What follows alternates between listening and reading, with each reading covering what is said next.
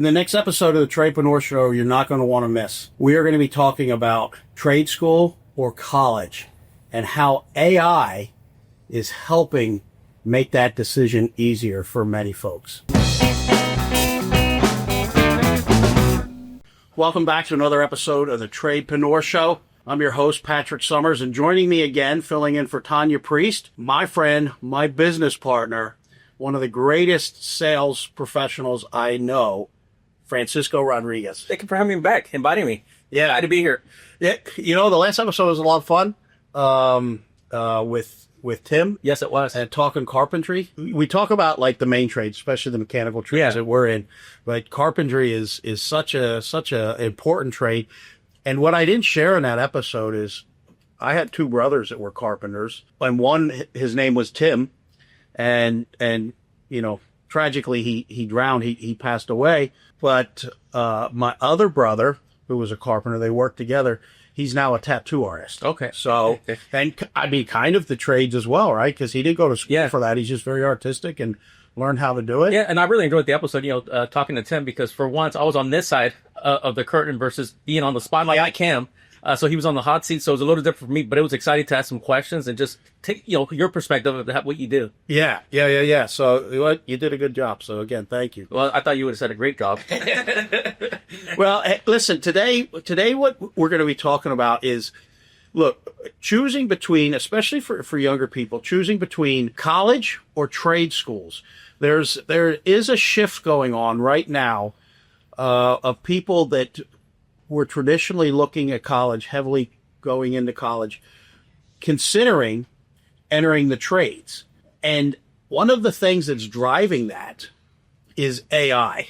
It's not the only thing, but it is a contributing factor. People that are concerned that what they're wanting to go to college for may be a job that goes away simply because AI is replacing it, right? Isn't it so crazy? I mean, if you even, go back, 5-10 years ago, like really nobody was talking about, AI and things like that. And it just evolved literally like overnight. Yeah. What the impact it's had in the, in careers. It does seem like an overnight evolution. It's moving very fast, and it is causing people to rethink, what they're doing. I know that not too long ago, I took an AI class, and this was before like ChatGPT and all of them were connected to the internet. And there's these stories of lawyers who got in trouble because they were using AI, and AI was making stuff up. And it will. That's why you can't just toss common sense and know-how to the wind. Yeah. You have to use AI as a tool, not the end-all be-all. And I was talking to these two attorneys, and they were like very downplaying AI and this and the other thing. And now it's I don't know, maybe 18 months later. Yeah. And there's AI programs that are in place for lawyers and for law firms. And it went from, oh, no. That's not for us. Can't do it. It's evolved that fast to now it's like, you need it. But the way I look at it too with the AI, I mean, what an opportunity for the trades. Because, those, big buildings that they have to do for all this computer, they have to be done by electricians. You need framers, you're going to need concrete people, you're going to need HVAC, so plumbing. Well, so it's such a great opportunity. It's how you look at it. 100%, because the power that is going to be needed for AI, the energy generation that's needed, correct. I heard that they're bringing 3 Mile Island, which is a nuclear power plant that's been shuttered for a long time, back online. Because of AI. There's a company, I can't think of the name, but they own, I think it's Limerick, which is another nuclear power plant in Pennsylvania. And Amazon has some of their biggest server centers, outside that power plant. And they are actually, the company that owns it, the power generating company, is, bringing part of that plant online just for AI generation. So to your point, these everything's moving to the cloud. So you got to have all these servers, right? And with AI and the power generation that's needed, the infrastructure that's going to have to take place, AI can't fix it. AI can't fix it. And so you're right. You're gonna need people that know concrete. You're gonna need people that know electrical, carpentry, They need cooling. HVAC, all the the cooling's huge. You know, we went into remember the boom out here in California when marijuana became legal, and it was like, oh my God, you know, all this opportunity running. And for a while there was this boom in HVAC because of the cooling needed to climate control these places. And now that boom's kind of slowed down. Like I told everybody it was going to, because the worst thing, well, that's another conversation. Anyways, but that was a short-lived boom. Yeah, it was. And while there's still opportunity, it's not like it was. And the reality is, to your point, this AI, it's not stopping it. Yeah. Like it's going to evolve, and it's going to create tremendous opportunity. It is. I believe trades. So good call out. Very good call out. But, you know, the jobs that AI is looking at taking first are a lot of the white collar jobs. Yeah. Right. So I get bombarded all the time with AI applications for accounting, finance and accounting.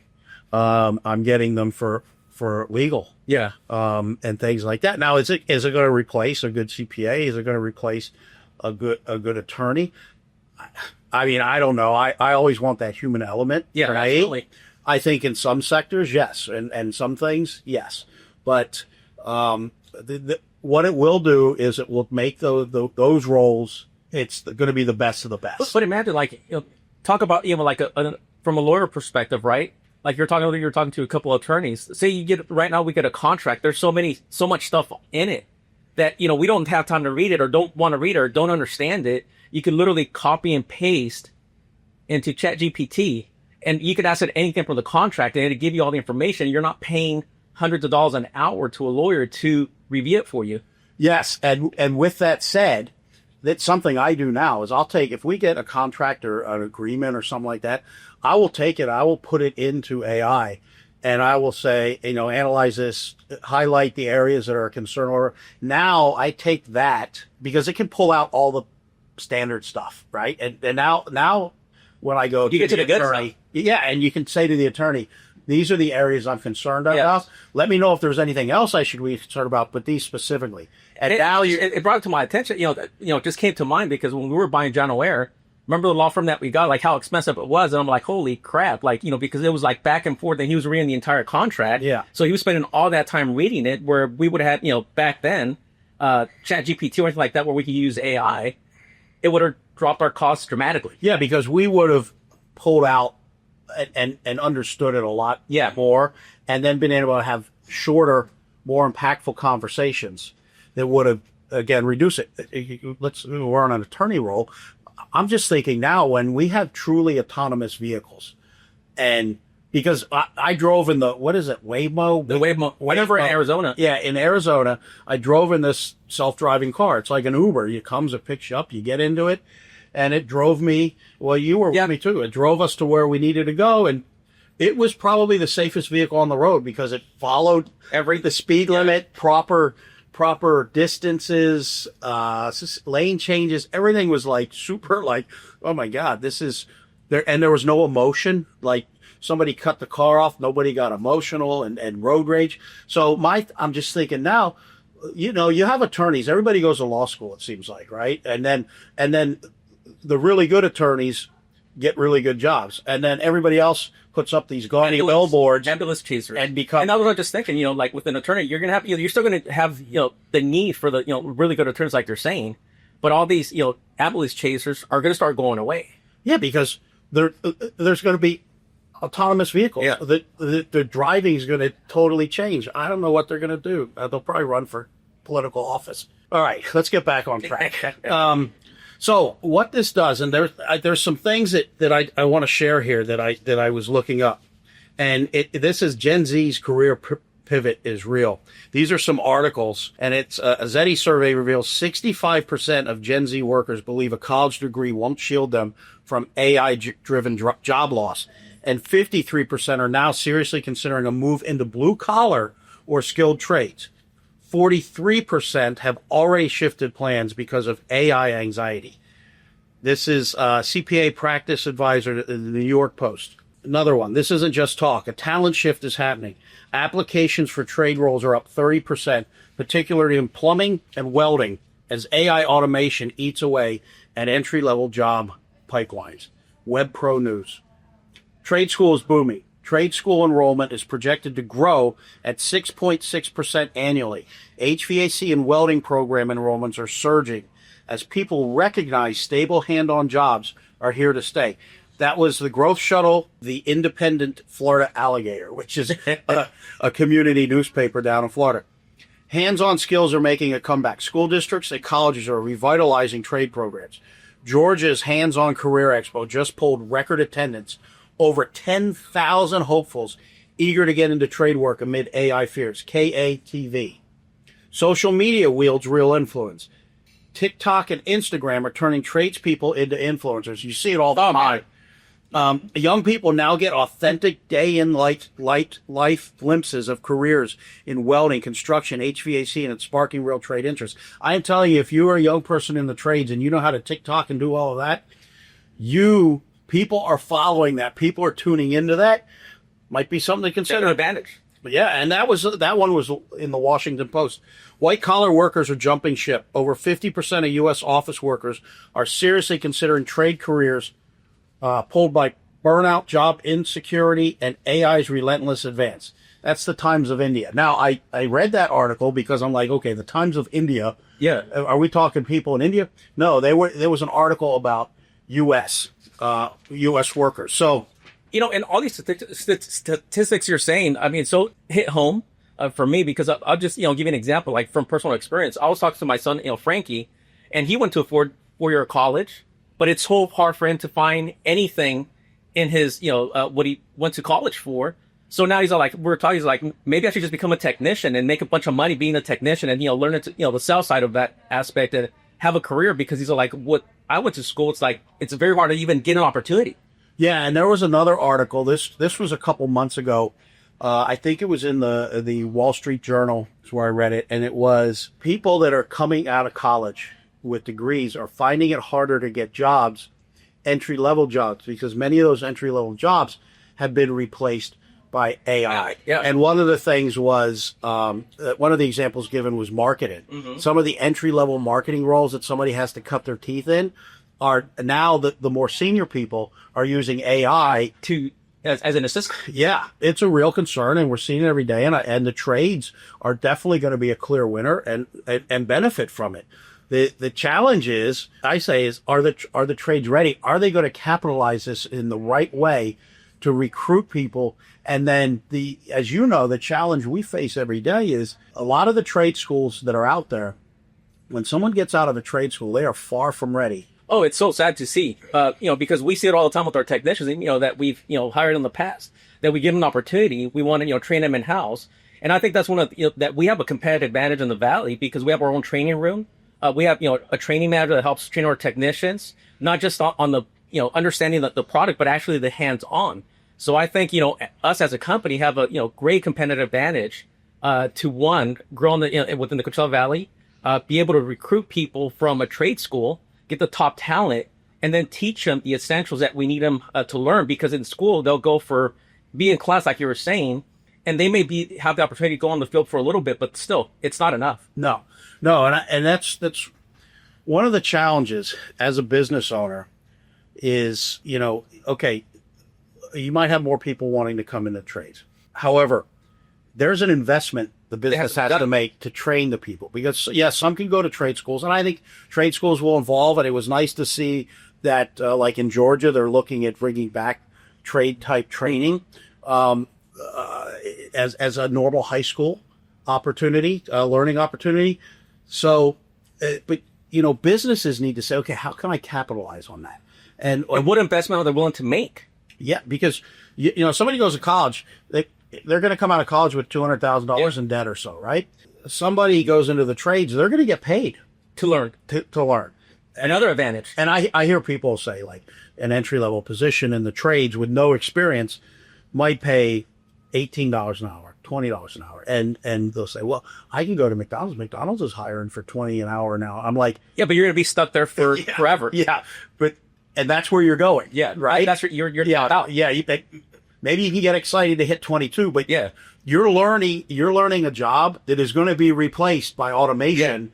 I mean, look at the drive-thrus. I went to Carl's Jr. the other day to get some lunch for the guys, and you're not talking to a person. You're talking to the computer, giving the order, and there's only one person inside the restaurant, making the food. So they already eliminated a lot of jobs just in fast food. Yeah, and so whereas you go in, you can find an employer to hire you and is going to pay you an entry-level hourly wage for somebody that's a student, and now you're getting paid to learn a trade that now once you get your 4 or 5 years in, you can go anywhere and get a job. Oh yeah, absolutely. But businesses, us individuals that own trade businesses, we have to be prepared to make the investment. Absolutely. Not just in the individuals and training them, but in the resources that are needed to train them. Like, so we have our own training lab, right? It's being rehabbed right now because I think it was about 15 years old. Yeah. Something But like not all the new technology that's come, along. Now we got to replace it. Again, it's an investment. Yeah. And you've got to have some sort of apprenticeship training program, or you have to be able to partnership, which we do as well, partnership with some of the trade schools. Yeah. Knowing that when you get somebody from the trade school, they still have a lot of mentoring that's needed and training and learning that's needed. So, and the other thing I believe business owners need to do, and we talked about it earlier with the Washington Post talking about TikTok, is the business owners, if they're not on social media, if they're not on TikTok, they need to get on it, because that's where the younger generation is, and that's where you can recruit from and educate them on your business and the opportunities and your training program. You've got to meet them where they're at. Yes, you should get involved with the high schools and the school counselors and go to the job fairs and everything like that. You have a better audience than somebody with their phone of watching, TikTok video or, Instagram, whatever it may be, Facebook. Correct. It's instant, Correct. And it's an instant message that you can send. Yeah. And so I'm on TikTok personally. The general is, but then I'm also help promote the tradepreneur there. And it was really cool. I got a comment. Hey, I just got my EPA. I follow you. Right. So I'm assuming it's a younger individual that's coming into the trades. And that was really cool to get that. That's somebody that's invested in themselves too. If they're, watching your the podcast, because it teaches a lot. Well, and I think that's the other thing that Tim shared in the last episode was learn multiple trades. Yes. So if you can get with a company that teaches multiple trades, like we got electrical, plumbing, and HVAC, and not everybody is going to have the opportunity to work multiple trades, but the younger ones that we are trying to get them to try a little bit of plumbing, try a little bit of electrical, try a little bit of HVAC. And one, see which one you like the most. Two, if you can learn, now you're going to be dominant in one, right? So, like, I'll use my son, for example. He's in plumbing. He loves plumbing. That's the department he's in. But when he was going to high school, he would work as an installer in the summer. And we flex him still sometimes to HVAC, right? And so plumbing will be his dominant trade. But he will be versed in the HVAC as well. So I think that's really, really important. And the demand, I want to share this because here's some more data. This is amazing me because you've got somebody like Tim who's a boomer, right? So he fits into this category. And it says mass retirement wave incoming. And it says roughly 14.8 million baby boomers born between 1959 and 1964 are expected to retire by 2029, with an average of 240,000 U.S. jobs needing replacement each month to keep pace. That's protected income is where that story's at. In critical sectors like construction, retirements are projected to reach 10.5% of the workforce. That's about 1.2 million job departures. And replacement rates are falling. The brutal math reality for every 5, and I read this in the Wall Street Journal too, for every 5 boomers retiring, only 2 workers are stepping in to fill those roles. Yes. And wow. That's skill work, findtheway.org. Opportunity opening job gap is huge. Check this out.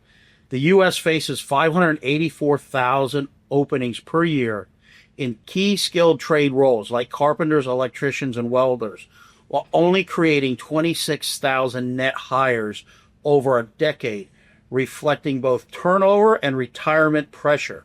That's from McKinsey and Company. So 584,000 openings per year in key skilled trades, and we're only creating 26,000 net new hires over a decade because of turnover and retirement. And that goes to another thing. If you're a business owner, how do you keep the turnover down? How do you keep from the trucking industry has dealt with this for a very, very long time. And it's the churn. Well, you know what? I just recalling, earlier, not earlier, but years ago when you were, the general manager and the service manager, like one of the conversations you would have with Frank was like, look, we're like the military.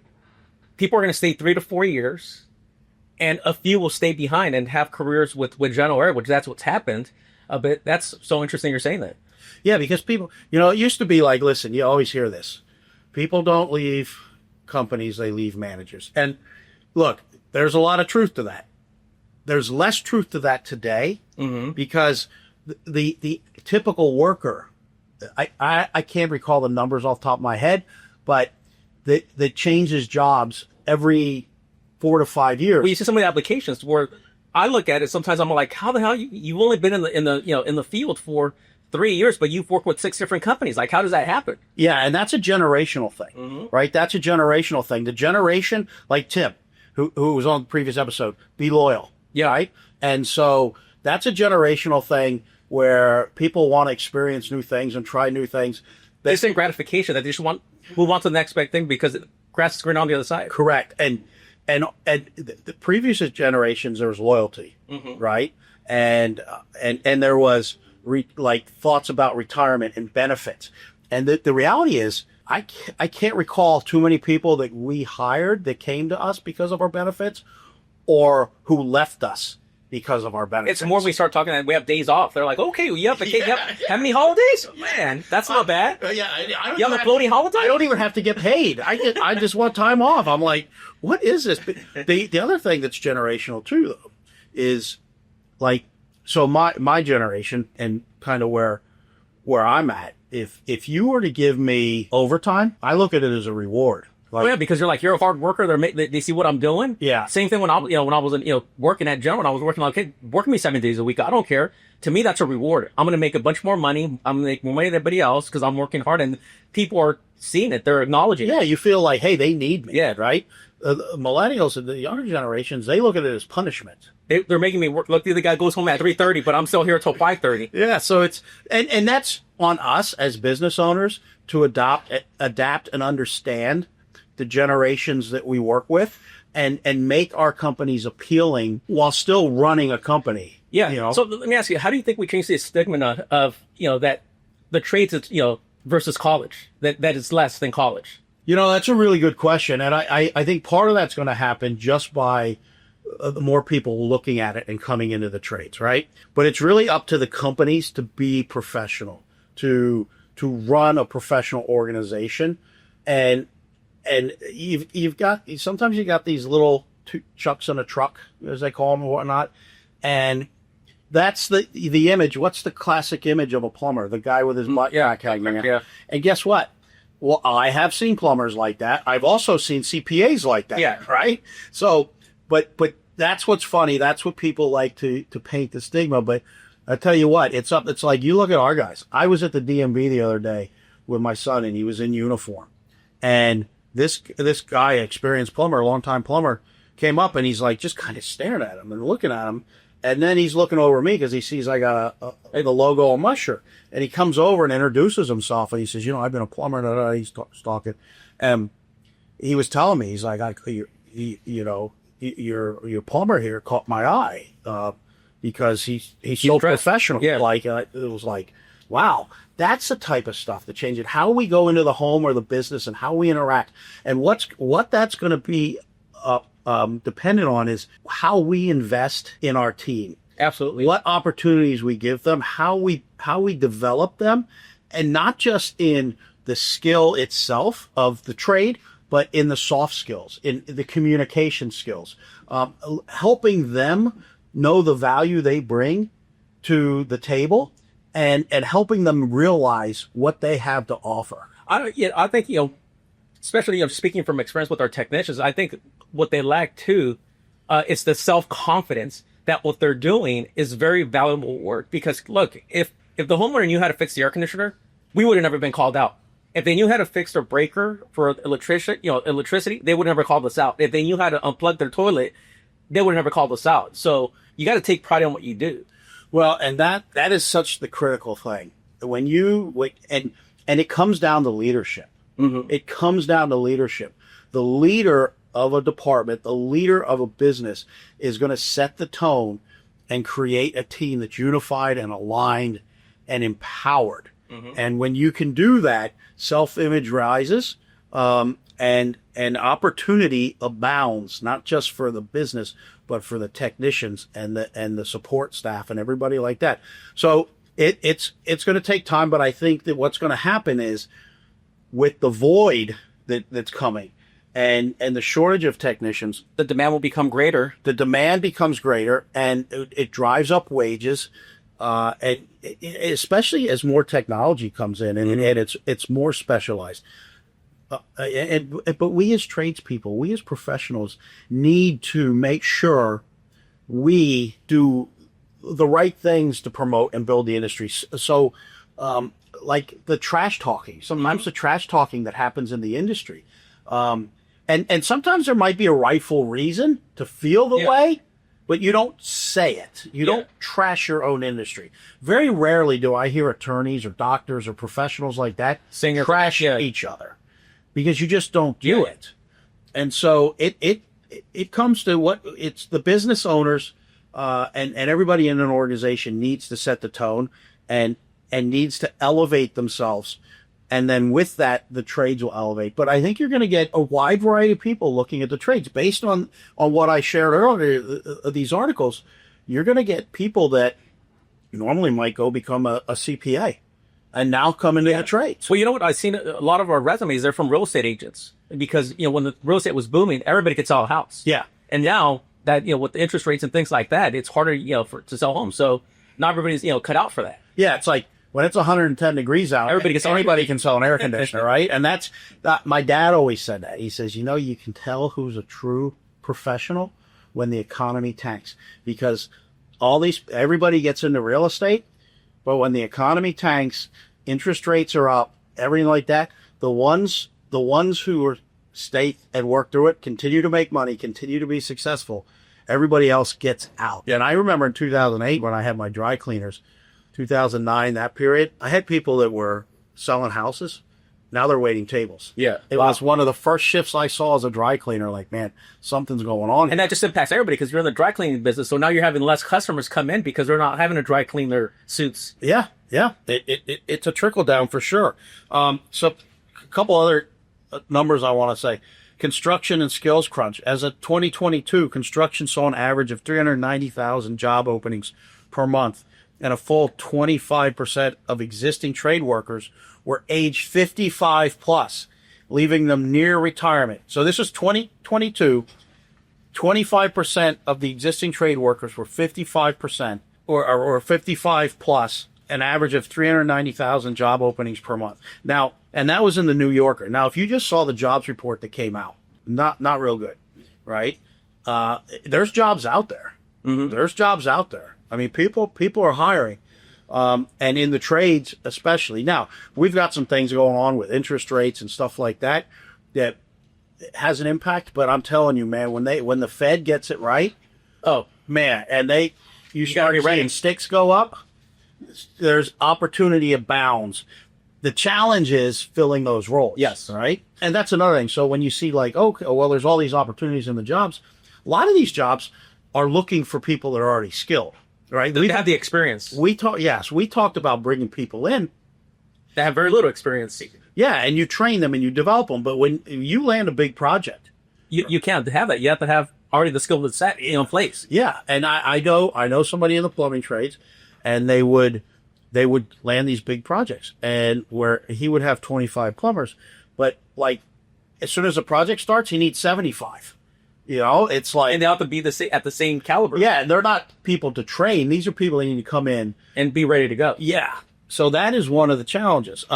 Education awareness still lagging. Despite the gap, trades still struggle with stigma. We just talked about that, right? Many surrounding educational pathways still push students towards four-year degrees, costly and misaligned with today's jobs reality. That was in the New Yorker as well. So, and that's a big thing. People still pushing to these colleges, pushing these colleges. College education is absolutely outrageous these days. And I'm not against college. I encourage my son. I'm like, son, you should, you're in the trades and everything like that, but start taking some classes at the local community For business. Yeah. Just, so you do both, but this whole, like, I got to go to an Ivy League school and I got to do this. I knew things really got sideways with these Ivy League schools when college students, especially the football, can start making money and doing it in endorsements. I'm like, okay, we're totally sideways. And then boomers are leaving the trades and grows. The pipeline is a trickle. And we talked about that. So that's one of the challenges. We're coming up with the five retiring boomers, only 2 young trade people step in. It's something that the trades, to me, all I'm saying is there's a tremendous need in the trades, a tremendous opportunity. And when you look at what some of the other stuff out there where people are looking for opportunities other than college because of AI and can get into the trades, what is the answer? Yeah. So what is the answer? So yes, on the business level, have a good training program. Get them in, develop them, figure that out. A good hands-on program. Correct, but how do you solve the issue as a community? The shortage, yeah. Right? What trade schools are there, and who's teaching at these trade schools? Look, there's a trade school that hired one of our technicians who was only a technician and no business being there for less than a year. Yeah, and I'm like, now he's going to teach. Now, I'm not saying that he's a bad teacher, but he's not educated enough to be able to teach somebody else. The hands-on stuff. And then the other thing, we talked carpentry in the last episode. One of the other things that's kind of dying is tin knockers. Yeah. Being able to bend metal and stuff like that. Now, obviously they've got a lot of it's computerized and stuff like that, but you still need to know what you're doing. So I think the most important thing too is teaching all these guys how to execute once they have that learning. Because you can have all the learning in the world, but if you're not using it on a consistent basis, it's going to do you no good. Yeah. Yep. It's how to execute and how. This is one of the biggest things I see is, you have somebody that's really good at what they're doing. They have the knowledge and the experience, but taking ownership, leading. They become complacent. Yes. Because they feel they're so good that they don't need to continue learning or teaching or actually executing what they know. And that comes back to the leadership. Who is the leadership? Who is leading? And the organization. And so those are the questions I ask myself as a business owner is how do we attract the right people? How do we keep the right people? How do we get them inspired to improve themselves? Yeah. Because you can't just be here from open to close and go home and think that you're done learning. And I still think that the trades are like the best kept secret, especially on the HVAC side, when it comes to really making a bunch of money. I mean, I know guys that are making $500,000, $600,000, $700,000, and they're technicians. Yeah. So the opportunity is tremendous, and that's another. And going to college, how long would that take you to get to that point? Well, and you're going to have debt. Yeah. So when you start making, look, I know I have some friends that are doctors, and they went to medical school, and the debt they have and what they're paying back and how long it takes, it's unbelievable. Now, if there was a really good trade school out there, like you can get like businesses to say, okay, partner and say, hey, we'll place people.